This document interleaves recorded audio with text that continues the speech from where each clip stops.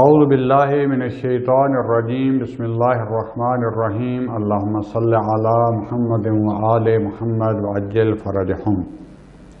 السلام علیکم ورحمۃ اللہ وبرکاتہ۔ ہماری بحث چل رہی تھی اسلام کی شناخت کے ذیل میں قرآن کا علمی اعجاز، اور قرآن نے جو تربیت کا نظام پیش کیا ہے اس میں ہم نے عرض کیا تھا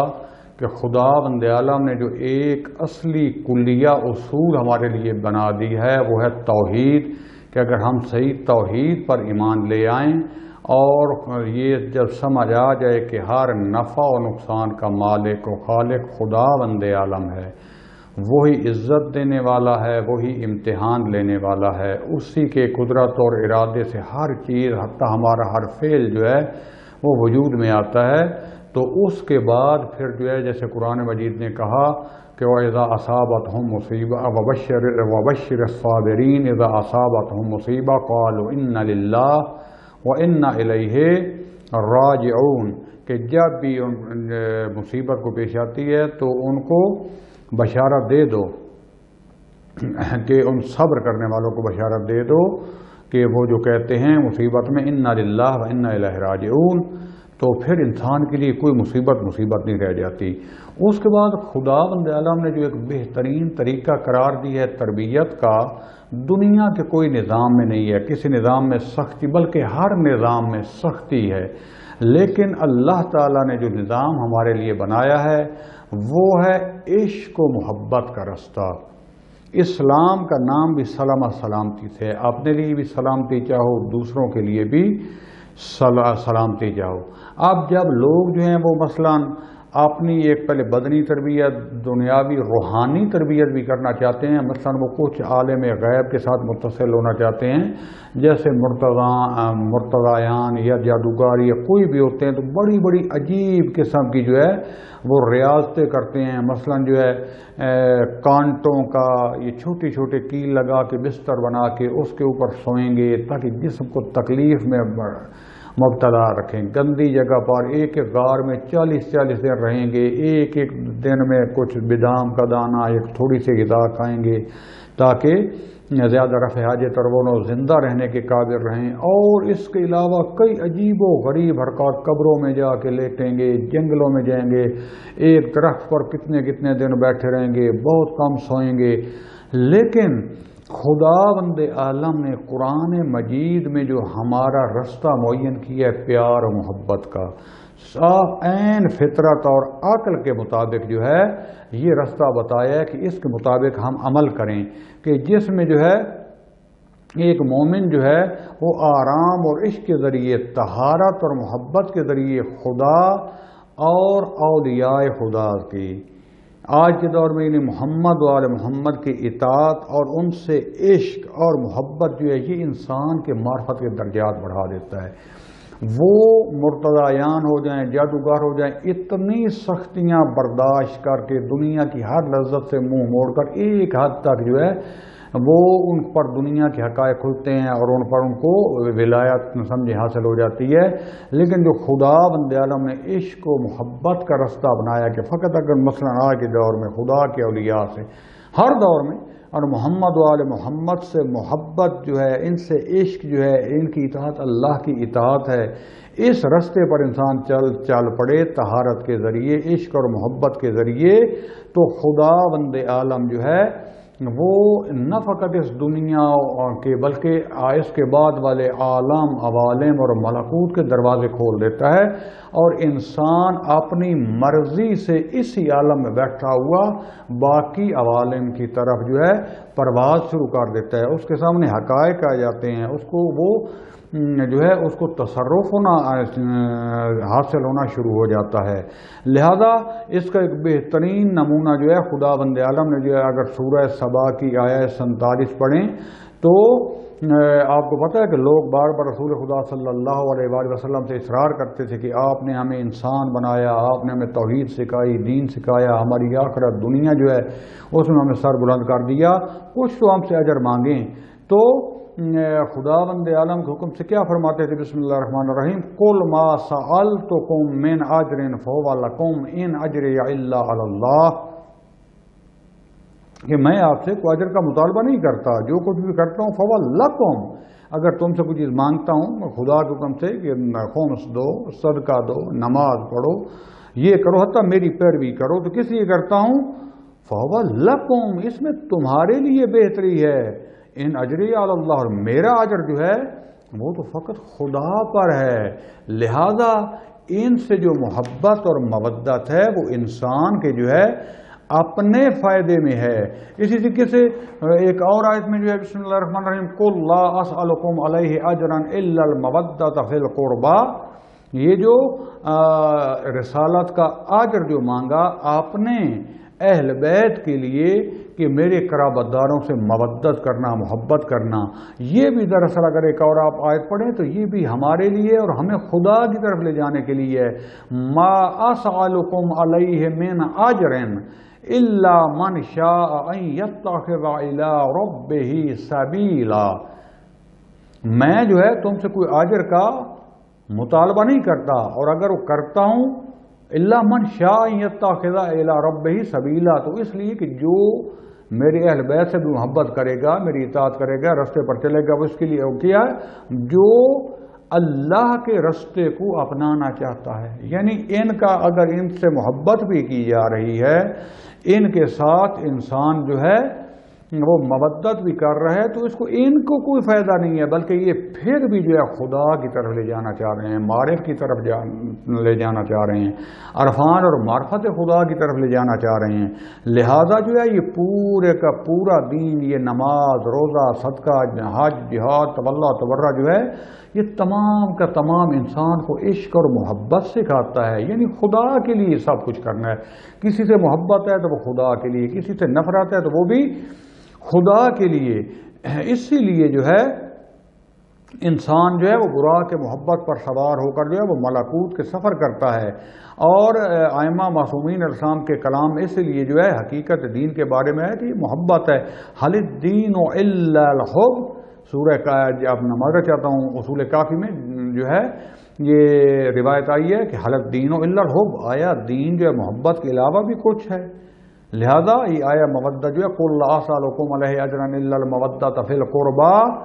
یہ قرآن کے ایک تربیتی معجزات میں سے ہے کہ ایسا رستہ نہ اس میں ریاضت ہے نہ سختی ہے، ان سے محبت، یعنی جب محبت کرو گے تو ان کے رستے پر چلو گے، ان کی اطاعت کرو گے، اور ان کی اطاعت آپ کو خدا کی اطاعت کی طرف لے جائے گی، خدا کی معرفت کی طرف لے جائے گی، جس میں آپ اس براق پر، محبت کی براق پر سوار ہوتے ہوئے عوالم کی سیر کو نکلیں گے، اور اس دنیا میں بیٹھے ہوئے اس سے پہلے کہ مجھے اور آپ کو جو ہے پکڑ کے زبردستی لے جائیں، خود بخود خدا کے حضور پہنچ جائیں گے۔ تو لہذا یہ قرآن مجید کا اعجاز ہے کہ کسی بھی مکتب میں دنیا میں اس طریقے سے فقط پیار اور محبت کا رستہ جو ہے نہیں آیا کہ جس میں اتنے قرب اور حقائق کی طرف دنیا چلی جائے، اس میں سختیاں ہیں باقیوں میں، لیکن اس میں پیار، محبت، اگر سختیاں بھی ہیں کہ محبت کی خاطر انسان کو بھول جاتی ہیں۔ اس کے بعد جو ہے 8واں ایک پوائنٹ جو ہے اعجاز فقہی اور حقوقی، تو اس میں یعنی خدا بند عالم نے یہ جو احکام، اصول، قوانین ہمارے لیے بنا دیے گئے ہیں، اس میں دیکھیں کہ اتنی وسعت ہے اور اتنے وسیع ہیں یہ احکام اور یہ قانون گزاری کہ آج تک حضرت آدم علیہ السلام سے لے کر آج تک کسی بھی مکتب میں، کسی اور غیر الہی دین میں اتنی وسعت کے ساتھ احکام کہ جو ولادت سے لے کر حتیٰ ولادت سے پہلے نطفہ ٹھہرنے سے پہلے ماں باپ کی جو ہے شادی سے لے کر پھر نطفہ ٹھہرنے کے لیے اس میں جو چیز واجب ہیں وہ بھی بنا دی، اور جو مستحب ہیں وہ بھی بتا دی، جو حرام ہیں، سخت منع ہے، آپ کے لیے خطرناک ہے، وہ بھی بتا دی، جن میں آپ کی روح کا، آپ کے جسم کا فائدہ نہیں ہے، اگرچہ بہت سخت حرام نہیں ہے، وہ مکروہ بھی بتا دی، مباح بھی بتا دیا، یعنی اتنی تقسیم کر کے ایک ایک قانون جو ہے آپ کی زندگی کا، آپ کا سونا، آپ کا بیٹھنا اور آپ کا جاگنا، آپ کا میدان جنگ میں ہونا، میدان تعلیم میں ہونا، ہر چیز جو ہے وہ دین اسلام میں بتا دی گئی. اور اس لیے ہم شیعہ جو ادعا کرتے ہیں قرآن مجید کے بعد کہ جب قرآن میں مجید میں دین میں ہر چیز آ گئی تو اللہ نے خلافت اور امامت کا ذکر نہیں کیا تھا. باقی لوگوں کو خیال آ گیا کہ میرے بعد جو ہے لوگ جو ہے بغیر امام کے نہ رہیں, ان میں فتنہ نہ پڑ جائیں. اس نے پہلے نے دوسرے کو بنا دیا, دوسرے بزرگوار نے کمیٹی بنا دی, تیسرے کو بنا دیا, پھر کھلے صاحب نے آ کے بنا دیا, پھر ایک جو ہے وہ شمشیر کے ذریعے آ کے جو ہے قابض ہو گیا. تو یہ سارا نظام نہ بگڑتا اگر ہم اللہ کا قانون بنا دیتے. اس میں اللہ نے واضح قانون بنا دیا کہ دین میں نے بنایا ہے تو نبی بھی میں بناؤں گا, نبی میں بنایا تو اس کا نائب اور آپ کا امام بھی میں بناؤں گا. ہزاروں نصوص اس پر موجود ہیں. لیکن جب انسان طغیان پر آ جائے, نمبر پلیٹ لگا کے جو ہے اسلام آباد کی سفر لاہور کی طرف چل پڑے تو کبھی بھی انسان اسلام آباد یا اپنی منزل پر حقیقت پر نہیں پہنچے گا. خدا جانتا ہے آپ بے شک جو اسلام آباد سے لاہور بس جا رہی ہے اس پر بیٹھ جائیں اور پشاور کی طرف منہ کر کے نعرے لگاتے رہیں میں پشاور جا رہا ہوں, پشاور جا رہا ہوں, کبھی نہیں پہنچ پائیں گے. یہ عقل کا فیصلہ ہے. عام انسان کو بھی سمجھ آ جاتا ہے. خدا کے بنائے ہوئے دین میں جب بھی آپ نہیں آمیزش کرو گے, چاہے شیعہ کی نمبر پلیٹ لگائی ہو, چاہے سنی کی لگائی ہو, چاہے وہابی اور دیوبندی کی لگائی ہو, خدا سے دور ہو جائیں گے. جبکہ اصل خدا کے راستے پر تب پہنچیں گے جو خدا نے بتایا اور جو خدا کے رسول نے کہا تھا کہ مجھے قلم دوا دے دو, میں تمہیں ایک ایسی چیز لکھ دوں کہ قیامت تک گمراہ نہیں ہوگی. کاش اس وقت حسبنا کتاب اللہ کہہ دیا. اور جب قرآن کی دلیلیں آ گئی پھر کہا کہ آپ کے دادا آپ کے بابا نے مجھے خاص فقط مجھے یہ حدیث بتا دی کہ ہم جو نبی جو ہے لنورث والا نورث, ہم نہ ورثہ لیتے ہیں, وراثت لیتے ہیں, نہ کہ ہم سے کوئی لیتا ہے. وہ بی بی قرآن کے دلائل دے رہی ہے جو اسی گھر میں پڑھی لکھی. لیکن ہم سوال کرتے ہیں کہ بی بی کو قرآن جو جن کو دے کر گئے تھے وراثت ہبہ کر کے گئے تھے ان کو نہیں بتا کر گئے تھے. لیکن کیف تحکمون, دوستان ہمارا کس سے جھگڑا نہیں ہے. یہ چیزیں ہیں جو عقل جو ہے تسلیم کرتا ہے. اور پھر جو ہے جب دو دعویٰ کرتے ہیں, ایک سچا ہوتا ہے ایک خطا پر ہوتا ہے. یہاں پر آ کے پھنس گئے ہیں. جناب سیدہ کو بھی نہیں کہہ سکتے. ایک بدبخت نے اگر کہا ہے تو اس کی تعویلیں کر رہا ہے, لیکن دوسرے کو بھی نہیں کہتے. اگر دوسرے کو کہیں تو پوری بنیاد جو ہے خراب ہوتی ہے. لہذا انسان کی بنائی ہوئی بنیاد کبھی نہ کبھی کہیں نہ کہیں غلطی ہو جائے گی. لہذا خدا بند عالم نے ایک ایسا تربیتی نظام بنا دیا. کب ایسی شرائط میں آیا کہ جب کوئی علوم انسانی اور اس تربیتی کا جزیرۃ العرب میں کوئی نام نہیں تھا, کوئی قوانین اور مسائل نہیں تھے. مخصوصاً آپ یہ لے لیں عبادی غیر عبادی, خرید فروش, نکاح طلاق, اجارہ, معاملہ, تجارت, قصاص و دیات, حدود, قضاوت, اور حتیٰ شہر کیسے بنانا ہے, گھر کیسے بنانا ہے, ان سے استفادہ کیسے کرنا ہے, جنگل سے استفادہ کیسے کرنا ہے, جنگل کی ملکیت کیسے لینی ہے, پانی پر کس کا ایک ایک چیز جو ہے, مسجد میں داخل کیسے ہونا ہے, کون سا پاؤں رکھنا ہے, ٹوائلٹ میں جانے کے لیے, ٹوائلٹ سے باہر نکلنے کے لیے, مسجد سے باہر نکلنے کے لیے, ایک ایک چیز جو ہے یہ ایسا وسیع دین ہے کہ جو آج کل کے بھی حتیٰ یونان اور جو ہے امپراتوری روم اور ایران باستان جو کہ اس وقت کی بہت بڑی مہذب قومیں سمجھی جاتی تھی, ان میں بھی اتنے قوانین موجود نہیں تھے جتنے خدا بند عالم نے ایک جزیرۃ العرب میں آنے والے نبی کی, جس نے نہ کچھ خود پڑھا نہ جو ہے کسی سے حاصل کیا اور نہ دنیا میں کہیں قانون موجود تھا, یہ ہمارے لیے یہ واضح کر دیا. لہذا یعنی اس دور میں جہاں کو الف بے پڑھنا لکھنا کو کم لوگ جانتے تھے, اتنا وسعت کے ساتھ جو ہے کامل دین ہمارے لیے جو قیامت تک کے لیے کافی ہے, اس پر ہم اگر جو ہے وہ عمل کریں. لیکن یہ تو ہماری بدبختی ہے, ہمارے مسلمان ملکوں سے لے کر کہیں بھی جو ہے نام اسلام ہے لیکن اسلامی قانون جو ہے سوائے ایران کے ایشیا دے کا جگہ پر کہیں پر نافذ نہیں ہے. یہاں پر بھی ابھی تک نقائص باقی ہیں انہی عوام کی وجہ سے. جب بندے بعد اعتراض کرتے ہیں کہ جب اسلامی حکومت ہے تو فلاں اس میں قانون ابھی تک 100% اسلامی نہیں ہے, کرنا چاہتے ہیں, کچھ زمانے کی پابندیاں ہیں, کچھ عوام ابھی تک اس سطح پر نہیں پہنچے. ایک حد تک یہ نہیں اس اسلام کے جو ہے کم از کم جو ہے کافی حد تک بلکہ قریب ہے. لیکن باقی دیکھیں اسلامی جو ہے ہمارا ملک پاکستان جو اسلام کے نام پر بنا, آج جو اس کی مدینہ کی ریاست بنانے کے لیے اس کی شکل دیکھو, اس کی شادیاں دیکھو, اس کے کتے دیکھو, اس کے ساتھی دیکھو, کیا دنیا اور پاکستان میں کیا جو ہے تباہی مچی ہے. اور کوئی صورتحال نہیں جو ان پہلی حکومتوں کے جو ہے بدترین کردار سارے اس میں شامل ہیں اور ان کے ساتھ اصلاح کی جا رہی ہے. نام کس کا ہے؟ مدینہ کی حکومت کا. اصل حقیقت میں جب تک، اور یہ ولایت فقیہ کا نظریہ یہ ہے کہ ایک ایسا انسان ہونا چاہیے جو دین اسلام کو صحیح سمجھتا ہو کہ اور اس کو صحیح طریقے سے نافذ کر سکے، جب تک امام علیہ السلام نہیں ہیں. یہ ولایت فقیہ ہے اور اہل سنت اس کو جو ہے خلافت المسلمین کا نام دیتے ہیں. لہذا دوستان عزیز، اس کے بعد ایک اس کا پوائنٹ ہے کہ محتوائے تشریع، یعنی جو قانون گزاری کی ہے اس میں جو محتوا اس کا ہے کہ اتنا وسیع قانون، کسی ملک کا بھی دیکھیں تو عدالتوں میں جھگڑے پڑے ہوتے ہیں، وہ قانون اس سے ٹکرا جاتا ہے، وہ قانون اس سے ٹکرا جاتا ہے. لیکن آپ مثلا فقط اس کا ارث کا قانون لے لیں، باقی دنیا کے سارے ارث کے قانون پڑھ لیں، لیکن اتنا پیارا کہ عرب کی زندگی میں جہاں پر جو ہے ایک سردار ہوتا تھا سیاہ و سفید کا مالک، اور وہ مرتا تھا تو اس کا بیٹا جو ہے تو اس کی جو بیویاں مرنے والے کی اور اس بیٹے کی مائیں ہوتی تھی، ان کا بھی یہ مالک بن جاتا تھا. ماں سے نکاح مقت جو تھا، یعنی اپنی ماؤں کے ساتھ ہر چیز، باقی سب اس کے غلام ہوتے تھے. کوئی وراثت کا قانون نہیں تھا، کسی اور دنیا میں اتنا وسیع نہیں تھا. لیکن یہ اسلام نے اس دنیا میں آ کے کہ بیٹے کی وراثت، باپ کی، ماں کی، بہن جو ہے، اور ماں کی طرف سے جو بھائی بہن بنتے ہیں، اس کے بعد جو ہے بھانجے، بہنیں، ماموں، چچا، دادا، اور اس کے بعد بھی اگر یہ بھی موجود نہیں ہے تو اس کے بعد والے رشتے، جو ایسی بیوی ہے جس سے اولاد نہیں ہے اور جس سے اولاد ہے، اس یعنی ایک ایک جو ہے قانون اور نقطہ اتنی وسعت کے ساتھ بیان کیا گیا ہے کہ جب بھی قانون کے جاننے والے اس اسلامی نظام کو پڑھتے ہیں تو دنگ ہو کے رہ جاتے ہیں کہ واقعاً جو ہے نظیر مثال نہیں ملتی کہ اسلام نے ایک کتنا کامل نظام دیا ہے کہ ہر جو ہے مجموعہ ہم آہنگ اور ایک دوسرے سے جڑا ہوا. یعنی اگر ایک اور اس کا جیت بیان کرنا چاہوں تو یہ ہوگا کہ اتنا بڑا پوری کائنات کا نظام، ایک ملک کے لیے، ایک معاشرے کے لیے، ایک گھر کے لیے پورا قانون، اور پھر ہر قانون میں ٹریفک کے قانون سے لے کر ارث کا قانون، دیات کا قانون، حدود کا قانون، تجارت کا قانون، اگر کوئی اسلامی ٹیکسز جس کو مثلا جو ہے خمس ہو گیا یا جو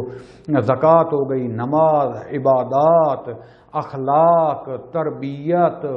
دنیا، تحقیق، آخرت، اتنا پیارا نظام کہ انسان کو اس دنیا سے لے کر آخری دنیا تک پوری ہم آہنگی کے ساتھ بغیر کسی تھوڑے سے نقص اور اختلاف کے انسان کو جو ہے آخرت تک، اس جہان کا رابطہ اس جہان تک بنا دیتا ہے. یہ ہے قرآن کا اعجاز جس کی دنیا میں کوئی نظیر، کوئی مثال نہیں ملتی. اس کے بعد جو ہے اعجاز معارفی، یعنی جو قرآن نے معارف بیان کیے ہیں. اگر ایک چھوٹی سی مثال لے لیں کہ عرب سے لے کر جب قرآن مجید آیا اور اس سے پہلے جتنے اکثر جو لوگ تھے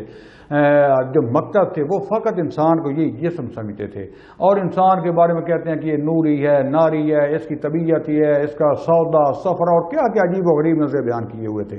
لیکن جب اسلام آیا، قرآن نازل ہوا تو قرآن نے ایک واضح نظریہ پیش کیا. ایک یہ مادی دنیا، ایک ملکوتی دنیا، آخرت، برزخ، اس کے بعد انسان کی حقیقت، انسان کا روح ہے، مادے اور روح کا، باڈی اور روح کا آپس میں کیا تعلق ہے. اس کے بعد جو ہے اس بدن کے بعد جو سفر شروع ہوتا ہے،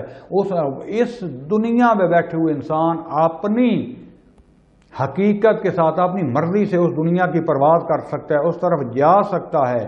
اور ایسا اعتقاد انسان جو بناتا ہے، جو قرآن کے مطابق بنائے، اس دنیا میں بیٹھے ہوئے عوالم اور عالم ملکوت کی سیر کر سکتا ہے. اس کے اوپر جو تہذیب نفس اور اخلاق رذیلہ سے بچتے ہوئے حقیقی اخلاق سے متصف ہوتے ہوئے انسان جو ہے عالم ملکوت تک پہنچ سکتا ہے.